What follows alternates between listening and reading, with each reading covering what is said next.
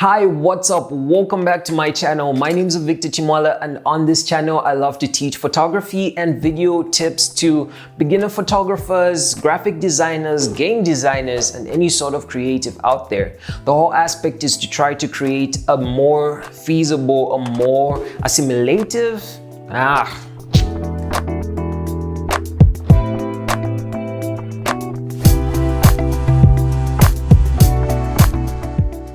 Welcome back to my channel. My name is Victor Chimwala, and on this channel, you're in the right place if you're a photographer, video maker, graphic designer, or a creative. Today, I'll be talking about finding inspiration. Now, a lot of times, more especially as a graphic designer, you find that there is very little inspiration already existing in the world for you to do a new project. But then what are some places where you can find inspiration? I've got 4 important places that you can look at right now in order to find inspiration for any creative sphere that you're in.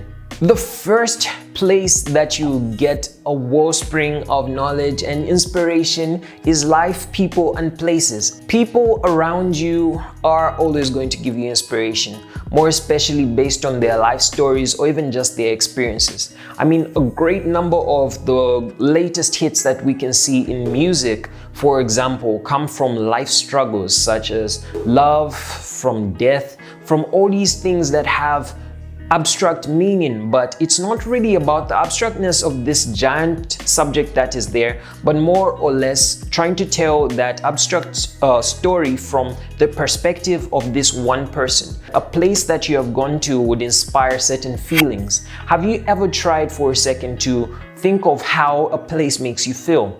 Take a moment now and just write those things down and see whether you can draw inspiration from that for any creative project. And those endless possibilities are what make your art form a bit more unique from other people. Creating your style is much easier in an abstract sphere because you can make as much as you want from different things, subjects, themes that exist in the world. The second place where you can find artistic inspiration is from unrelated reading. And one of the places where I found that was based on reading things that are on the opposite or sort of like just next to the topic that I'm reading. For example, if I was trying to do something like a political ad or a political video, I would read things that have to do with business, I would read things which have to do with agriculture, I would read on themes that might be closely related or far-fetched like religion, and see how best I can tell the story of a political ad through the inspiration of things coming from religious ideology or imagery. And you'll find that most often by trying to marry these two unrelated themes that have some similarities, you create a new art form which helps you tell a story in a better way. The best example I've ever seen of using this technique is used in black and white silent movies, because more especially you find that these movies are very thematic. And the easiest approach that you can take with this is drawing it from the abstract and then starting to relate, literally filling in the puzzle until you take it to the smaller theme that you're trying to talk about, which is just about every film nowadays. The third place that I love to get inspiration from, and I use the word love because it's one of the things that helps me a lot, is literally cut the work and start to focus on fun.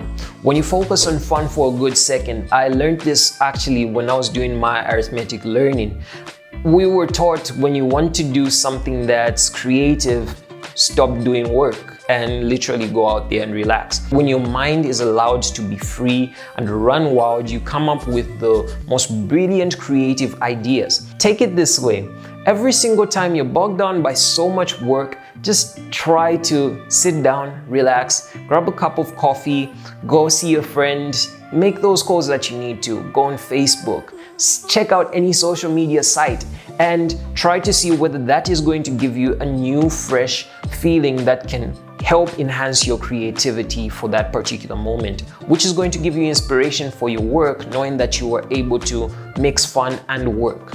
The last one is going to sound a bit eerie, but I have to say it, meditate.